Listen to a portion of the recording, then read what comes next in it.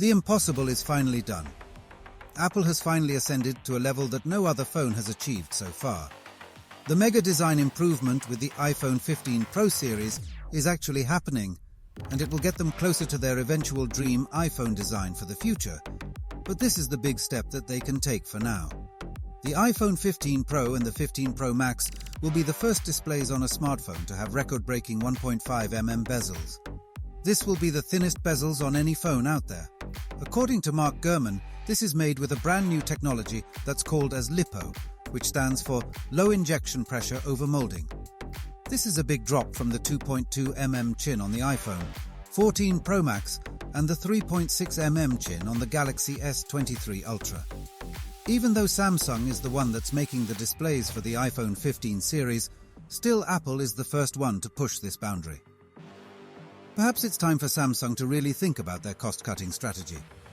There was absolutely no reason for Samsung to have a 1800 nits brightness on their S23 Ultra, while giving a brighter 2000 nits display to the iPhone 14 Pro series last year. So some things don't make sense. I feel like Samsung has to step their game up. But let me know what you think about it in the comment section below.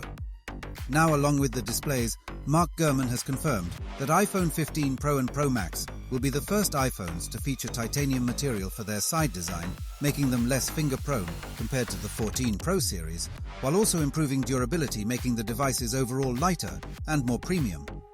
Plus, in case you don't know, USB-C is fully confirmed along with the new action button, which can be customized for up to 9 functions. We are less than 1 month away from the official iPhone 15 announcement, and in the light of these things, Apple has now given the final go-ahead to Samsung to produce the OLED displays for the iPhone 15 Pro, Pro Max, Ultra, iPhone 15 and the 15 Plus models. So far, Samsung Display is the only partner that has received this final go-ahead.